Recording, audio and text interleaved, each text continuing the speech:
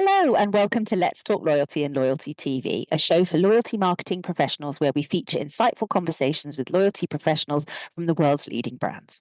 My name is Charlie Hills, the Chief Strategy Officer of Mando, WPP's specialist loyalty partnerships, promotions, and rewards agency, and a proud host for Let's Talk Loyalty. My guests today barely need an introduction. I'm delighted to be interviewing Carly Neubauer, the co-founder and MD of Elevate Loyalty and Loyalty Economics, and Adam Posner, the CEO and founder of The Point of Loyalty. Today's episode is a little different, as rather than learning about one program, we're going to learn all about the loyalty roast and even do one or two live. So listen in to learn what's ready to roast in the world of loyalty. If you work in loyalty marketing, please join us every week to hear the latest ideas and insights from other loyalty experts around the world. Enjoy. Thank you for watching this Loyalty TV episode. We publish brand new loyalty marketing videos every week here on our Loyalty TV channel on YouTube. Please make sure you subscribe to our channel to never miss out on our new episodes. So hello and welcome to Let's Talk Loyalty. I'm absolutely delighted to have you both on the podcast. I know you're regular guests, and Carly, you're one of our co-hosts as well. So welcome to the other side of the screen. Hello. Thank you. This is very weird and exciting. It must be really funny to be on that side. But today's episode is a little bit different. So normally, as our listeners and our viewers know, we talk about different loyalty programs and we bring in different loyalty program leads or hot topics in loyalty at the moment and really focus on that. But today we're going to do something a little bit different because Adam and Carly have invented something very cool called the loyalty roast. Now, some of you may know that, some of you may know what it is, some of you may have seen the Hollywood versions, but we've now got our very own loyalty version. But before we get into the loyalty roast, I wanted to start out, because you're both also loyalty experts, by asking you some of our standard podcast questions as well. So first question for you, Carly. What's your favorite book about life, business, or loyalty, or all of the above? So firstly, thanks, Charlie. It is cool and weird to be on the other side. But I was interviewed by Paula Thomas a few years ago, legend, and my answer to this question has not changed. I love this question and I love asking our guests this question. For me, it is a book called Behave by Robert Sapolsky. I brought it along to show. Nice. Very Robert cool. will be thrilled. Yeah, of course. Big plug. It traces the timeline of why we act the way we do. It's all about human behavior and why we act the way we do. It talks about the seconds before making a decision, years before making a decision, even centuries prior to our actions. So it's very, very cool. I love it. I highly recommend it. I have a huge stack of books beside my bed and they rotate all the time, except for this one. It does not go, other than maybe right now, but it stays. It stays. I love it. Oh, that's so good. That's so much more highbrow than what I've got next to my bed. We're in summer season here. I don't know for our global audiences, we're absolutely cooking in the United Kingdom at the moment and we're completely unsuited to it. So I have switched to my summer holiday reading, which is complete sort of science fiction trash and romances and all sorts of terrible things. I must add some sensible books back in. So I'll buy that one and take it on holiday as well with me. I will. I'll add it in. What about you, Adam? What's your favorite? Oh, I didn't know we were going to talk about beds and books next to the beds, but my favorite one, in fact, I always say I put it under my pillow. So yeah, kind of talking about bedtime stories. Mine is Unreasonable Hospitality, and I think you may or may not know that one by Will Guidara, which is an unbelievable book about treating your customers or your guests. It's a hospitality story. It's about a restaurant in New York, and it's a business leaders book. But chapter 18 is all about legendary moments and how you create legendary moments for your guests.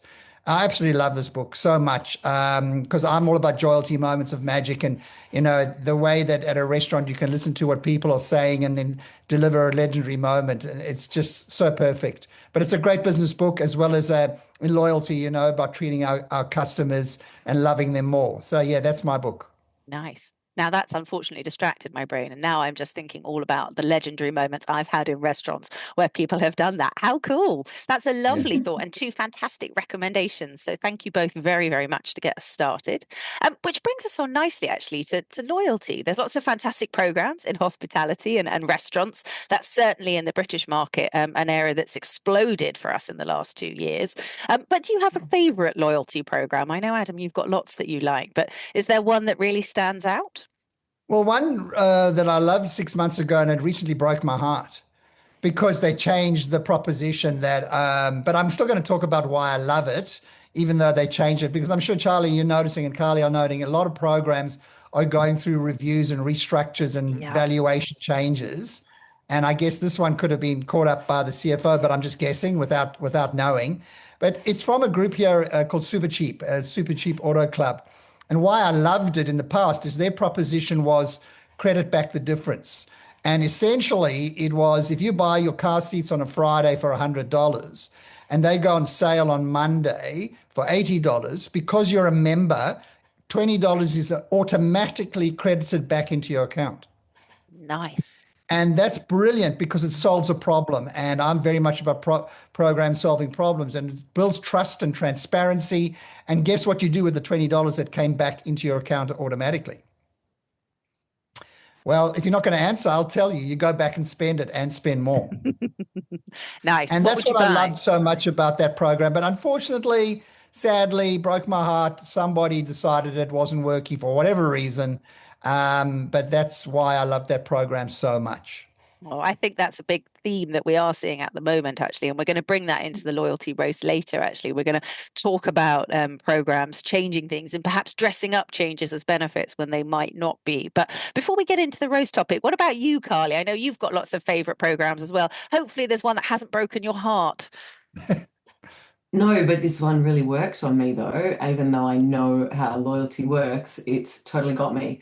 So recently, a few weeks ago, I was shopping for some baby presents. I've got some new babies in my life, not mine, but in my life. I went back to this quite well-known baby store in Australia. I went in, chose my items, went to the counter. I'm buying my items, and they say, "Are you a member?" And I said, "Well, I was, but a long time ago." And they looked me up and still a member. They then said, okay, you get the member discount still and the member deals and all the offers, but because you're a returning member, this month, for the next month, we're going to give you an extra over and above sort of win back, come back, thank you for coming back kind of deal. Okay, I've been back 4 times since then, and this is only a Wow. matter of weeks. My loss aversion is kicking in. They're doing all the right things. These babies are now getting spoiled. I'm shopping more than ever before, and I know exactly how it's working. It's literally loyalty psychology at its best, and it's working on me, and now I'm back. So I'm crediting that one as my favorite at the moment because my deal is available till next Thursday, and guess what? I'll probably be back in before then. So yay, You want to tell us Fantastic, the isn't it? brand, Carly? What's the brand? Nope. She's keeping that one secret. She doesn't want them to change their Ah, CRM campaign before she's Everyone just maxed has to out her explore the deal. retail environment. Yeah, everyone's going to explore the retail okay. environment. Exactly Oh, right. that's Yeah. fantastic. I love that actually, because I'm equally passionate about kind of behavioral science as it applies in loyalty and how we bring that to life. And I still fall for it. So even though I understand the Mhm. psychology of it, I know what they're doing. I know what we're designing in programs to actually need to tap into those Yeah. kind of core principles. And then when you Yeah, see it, but Charlie. it still works. It's just Yeah, fantastic. because you're Totally. human and humans are driven by emotion. Hey, Carly. Oh gosh, here we go. We're starting the debate already. Started the roast before we even introduced it. Ah, this sounds like a topic you guys debate, but I'm going to stop you there because we are going to talk about that in a minute as part of the roast. So, before we get into our mini roast today, and hopefully our listeners are really looking forward to finding out more about this format, I thought it would be really useful to set a bit of context so that people understand what we're talking about in terms of the loyalty roast, because perhaps not everyone will be familiar with it. So, a question for you, Carly. What is the loyalty roast? And then I'm going to get Adam to follow up with why are we talking about it? So Loyalty Roast, it's an event, just a small group event that we've been holding, and effectively Adam and I discuss some key topics across the industry that we see in loyalty experiences, the loyalty programs we work in, or the ones that we're consumers and members of, and we discuss and debate the best and the worst and challenges and fabulous things that we see across loyalty, the industry, and the programs. What do you think, Adam? Is that right? That's pretty much, but I think that's a little bit sanitized. What we really do is we roast the programs, Charlie. We actually have a go, but we don't mention names. We are a little bit professional sometimes. We may not call out a brand, but we'll certainly look at all these aspects of programs. And this event, I think that Carly and I've worked on, done a few of them already, is that it's raw, it's not sanitized, and that's what we're solving for. Because we sat one day and we were a little bit bored and tired of, and with all due respect to all the events around the world, we thought they were pretty much same, and we wanted to do something that would actually create a bit of a spark. Nice. And where did that spark come from? Was it just from your relationship and your working history together, or had you seen something external that kind of inspired you with the idea? Yeah, that's an interesting one. I don't know, Carly, correct my memory here because sometimes it fades. I feel like we were having a coffee and we're thinking, well, we just got to have, we've got to have an event where we can feel safe, where we can say what we're really thinking, not what, like a lot of people think things, but they never say it. So, we want to do something with an exclusive group of people in a safe environment. And we want to just have a go at loyalty programs, say what we feel in order to lift them. So we said we want to roast them, we want to toast them. And that's where, like Carly said, oh my gosh, that's it, Adam. Let's roast programs. Let's call it the loyalty roast and let's do it. And before you knew it, one caffeine, Charlie, what it can do to people. Very Totally important. do. What about you, Carly? And I Kind of think, what's the point of it for you? well, it did start, we disagreed. I think we disagreed on a couple of key points around some loyalty programs, and we were literally disagreeing, which is when we went, okay, this could be something that we do and bring other people into this. Because we say, think of your closest family member or sibling or someone that you absolutely adore. Like, you're allowed to pick on them and give them a bit of grief, but nobody Yeah. else is allowed to. So we think about it in the same way, right? Like, we love this industry, we're passionate about it, we care. So we're going to critique it and we're going to challenge it and push to be better. But we do adore it. So it's done with love. Lovely. That's fantastic. And how does the event Partially format work? love. I understand there's something in the event involves a rubber chicken, but I'm guessing there's more to the event than that. What's the kind of the structure of the events that you run? How does it operate? Well, we've got the chicken. Yeah. I mean, it all started with the chicken. Carly, have you got the chicken there? I got chicken. Yeah, there we go. There we go. Give it a squeeze there. Let's hear it. So there's the roast How chicken. annoying. It's so annoying. Yeah. We do. It was kind of like Charlie. We both got this rubber chicken, and I threw it to my dog one day. My dog went crazy, and I said, Carly, what about your little dog? And didn't like it at all. And there was a perfect, Couldn't care. love and not love. And we just thought, let's roast it. Let's use the chicken as the essence there, and move from the bland, boring, and scripted. Why do programs work? Why don't they work? Kind of presentations. But I think Carly and I have got a nice dynamic. We respect, but also we'll have a friendly banter. Nice. And I understand audience participation is quite key as well at your events. Carly, do you want to talk to us a little bit about that? How do you get your Yes. audience involved, dare I ask? Well, I think we noticed this the first time we did it. The simple fact that we are critiquing, but we're also disagreeing on certain elements, made the people that were attending feel comfortable to also voice their honest opinions. So we are putting out real topics, real pros and cons. Adam and I don't agree on all of it, but with rationale. And so the audience and the members and the events attendees that came along, they were quite comfortable to also lean in and tell us their honest views because they could see we were also being honest. Oh, I think that's fantastic. I think in our case, we always like to talk about exemplars. I think that's really important, Amanda, what's working really well and what inspires us. But I also think we learn a lot from the cautionary tale, actually. What don't we want to do? What's actually not working? What turned us off as an audience? What didn't work financially? What didn't work for the brand? And I think you really need to look at both of those things. And I do think there is a bit of a tendency in the industry, and certainly I agree at the conferences, where actually it is all the positives that are shared. Lots of people stand up and talk about their presentations and their case studies. So that's what really inspired me about the roast. I love the idea of learning from the cautionary tale as well. I think it's really cool. we obviously can't do a full roast on a recorded podcast with Chatham House rules that we are now going to publish globally to thousands and thousands of our listeners. But we thought we'd do a little mini roast so that our audience today can have a bit of a laugh and a bit of a sense for actually how a roast goes. So we picked 3 topics, and I know normally there'd be lots of audience participation about what those topics might be. But for today, I was going to ask you 3. So a bit of a drum roll. I probably need some sound effects or a squeaky chicken of my own, but all I've got actually at the moment, I'm being eyeballed by my pug who's suffering in the heat. She's sort of decided to climb up on the kind of the sofa thing that's next to my office and is staring at me. So I feel like I'm being judged, actually. She's almost eye level. It's quite concerning. We've got to reveal that all the dogs here because I've got Lenny. Yeah. Lenny's a girl. You know, Cavoodle, Oh, our Spoodle. Carly, you've got what? I've got Cooper. He's my darling beagle ear. Yeah. Bigalia. oh. And Charlie, you've got Edna, The white pug. Oh, So wow. the notorious, yeah, she does a really good speech in British loyalty. She comes when I lecture and I teach on kind of loyalty at the Loyalty I Academy and love that. the events that we do. She does a great speech. But yeah, today she's just in judging mode. So you're both being judged as we go into this loyalty roast. So for our very first Absolutely. topic, we've picked a hot topic, I think, for your first roast. Friction. What is it, and what is there to be roasted or toasted about people deliberately adding friction into their programs? And for some of our global audiences as well, it's probably worth explaining a little bit what you mean by friction as well, because it probably needs a bit of explanation. Adam, you want Over to to go for you, this Carly. one? Do you want to hit it off? You're the good cop. I'm the bad one now.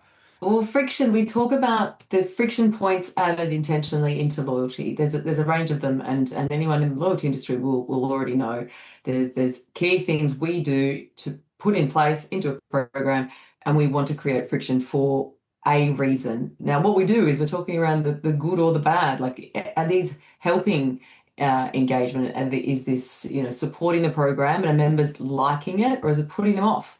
So what we do is we talk through a range of different topics that are friction specific, and are they really benefiting the program or just really, really annoying people?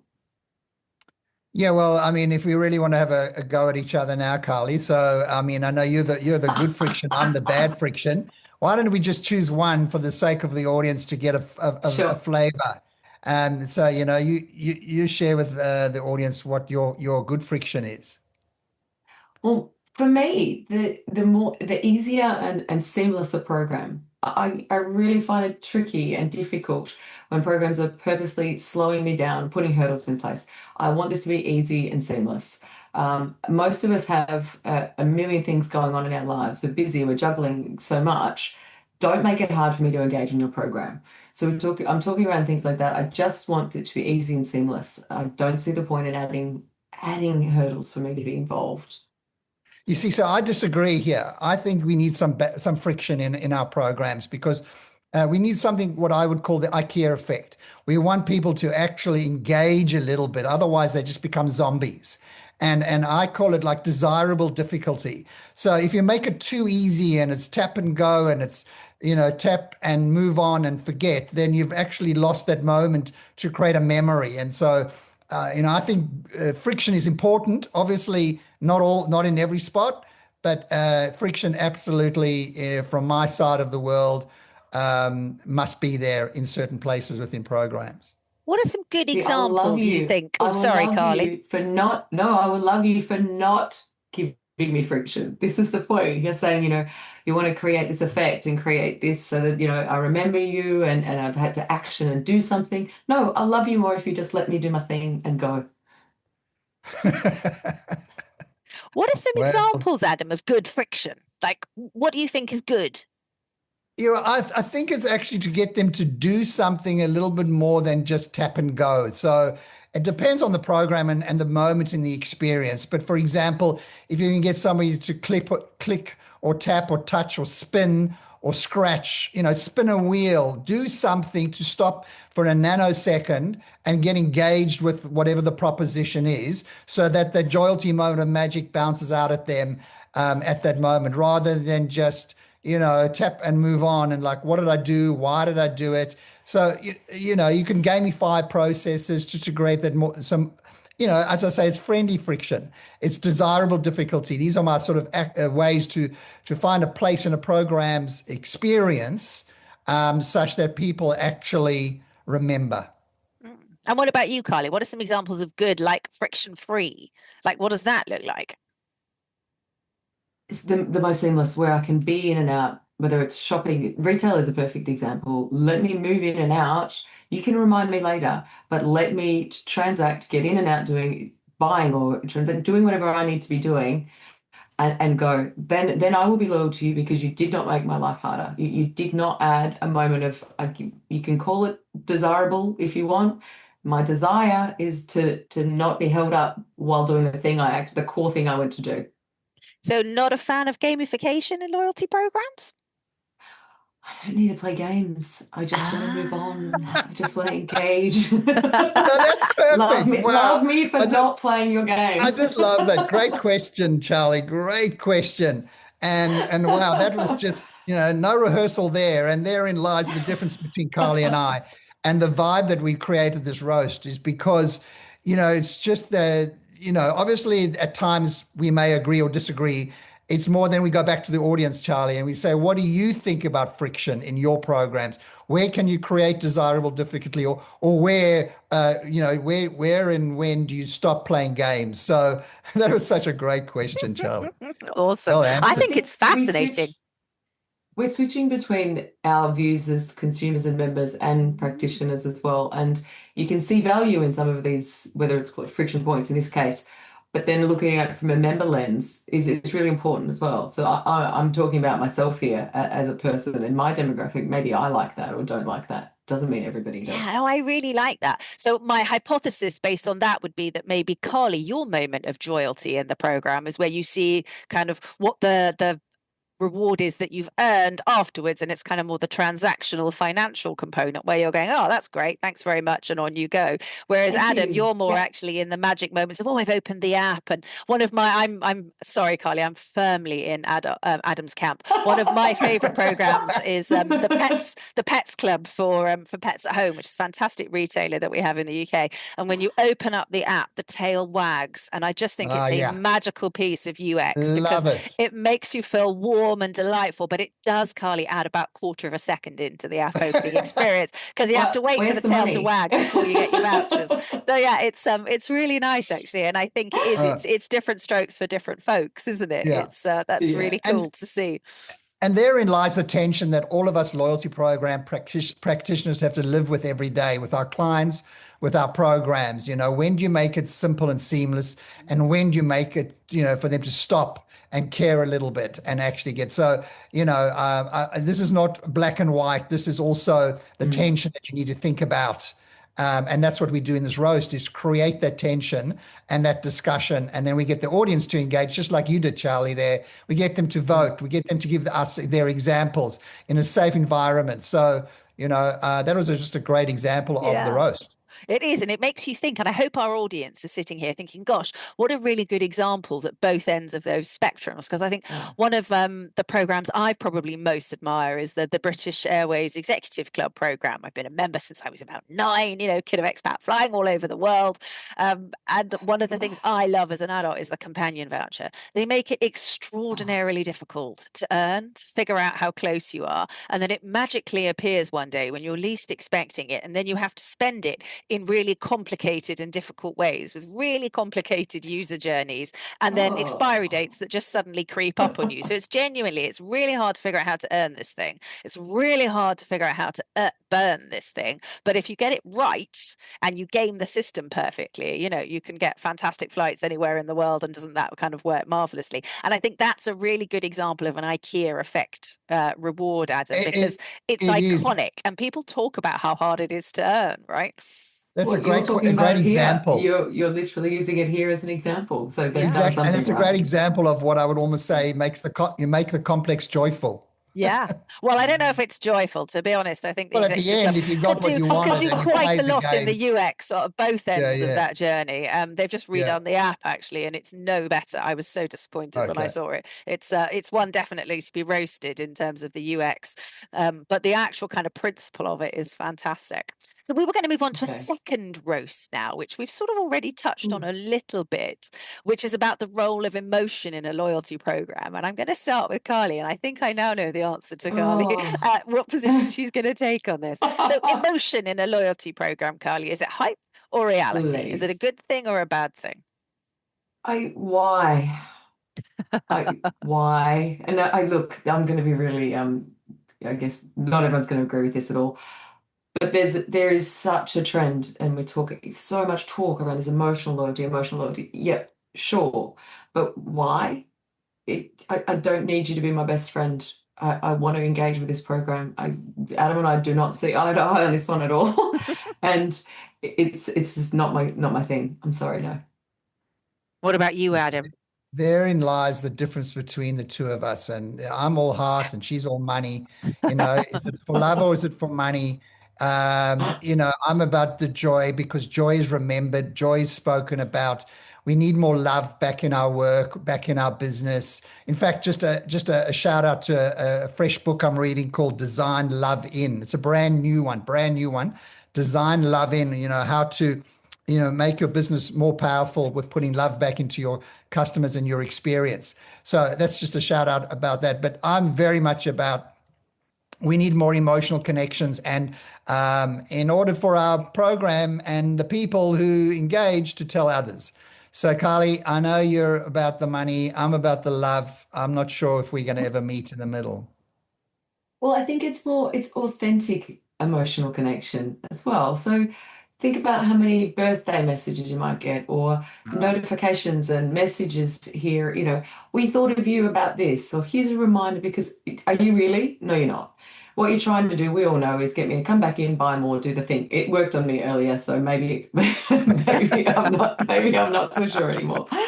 But be authentic. So if it is driving emotional connection, how are you really doing it for the member that's relevant to them, understand them properly versus just the generic. I mean, we talk about one of the areas we talk about and we've debated is birthday rewards.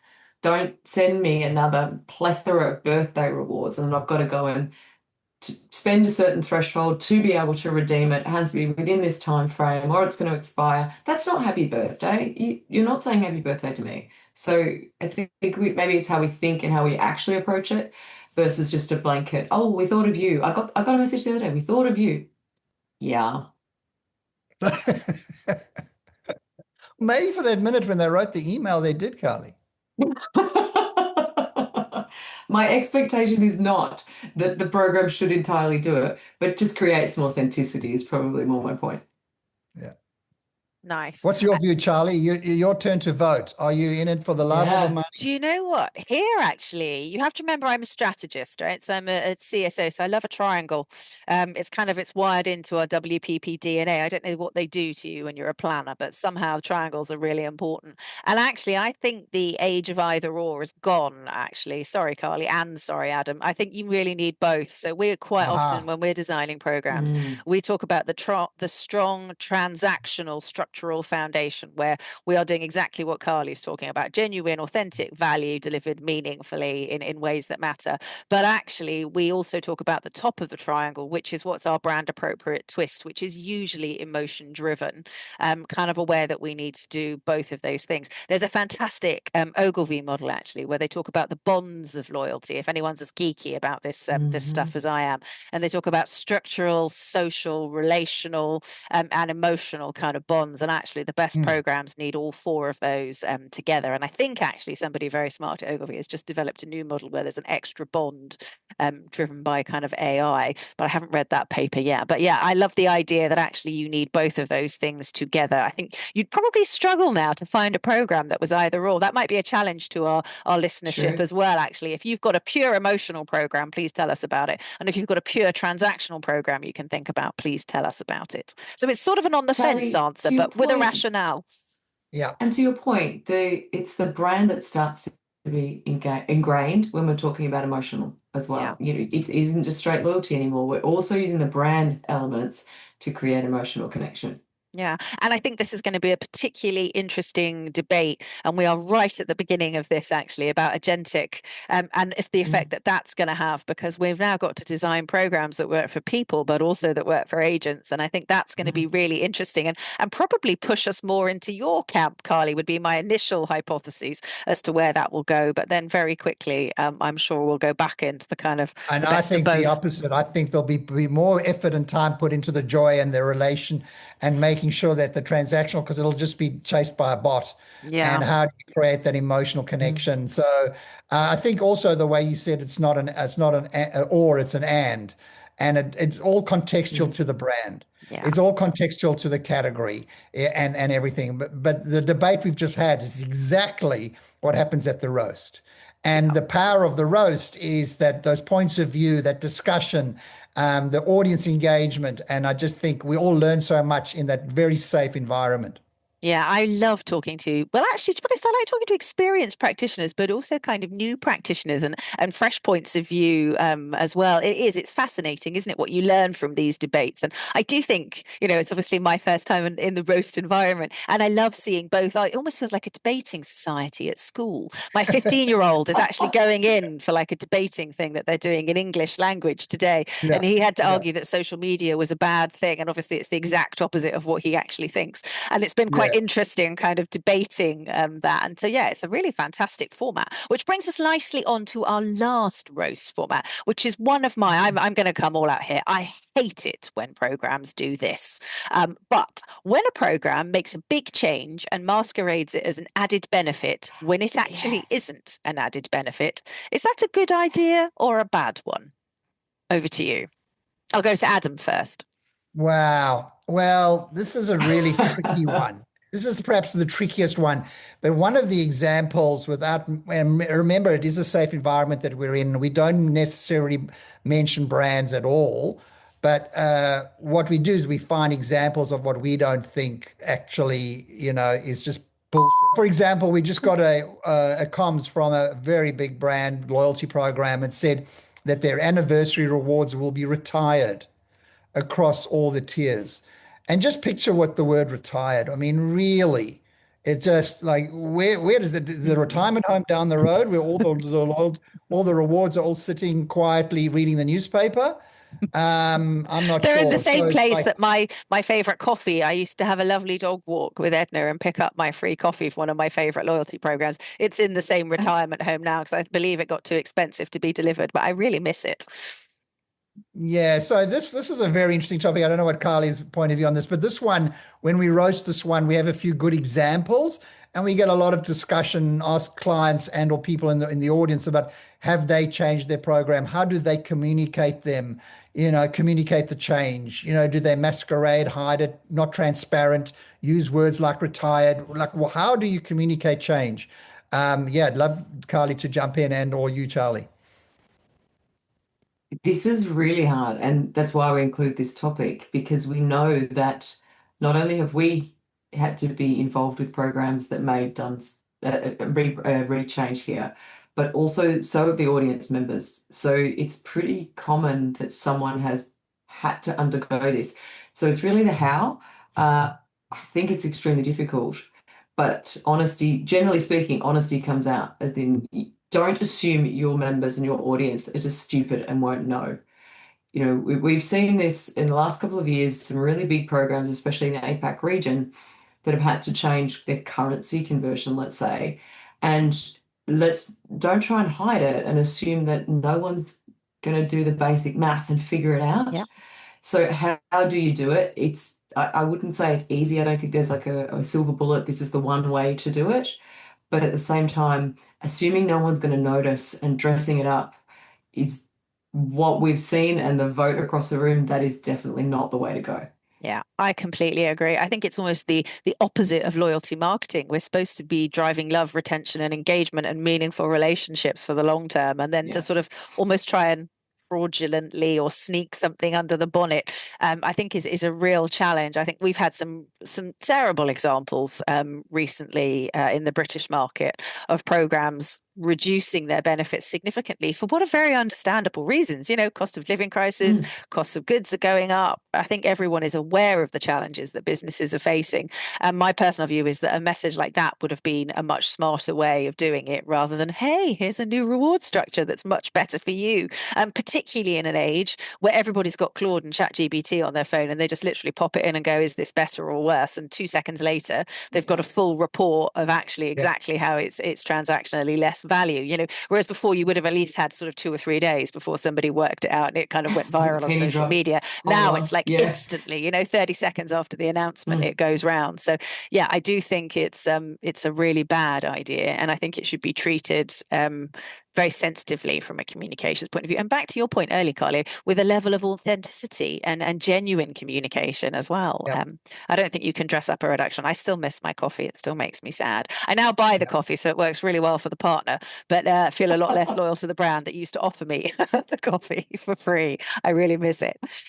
So we're going to round up today's conversation. It's been fantastic to have the pair of you on the show. It's such a great format, and I really want to do the roast. I hope you take it global. Actually, you need to get out of APAC and take it around the world. It would be a really fun format for conferences, I think. Oh, there's a new name, the International Roast. Sounds like a coffee.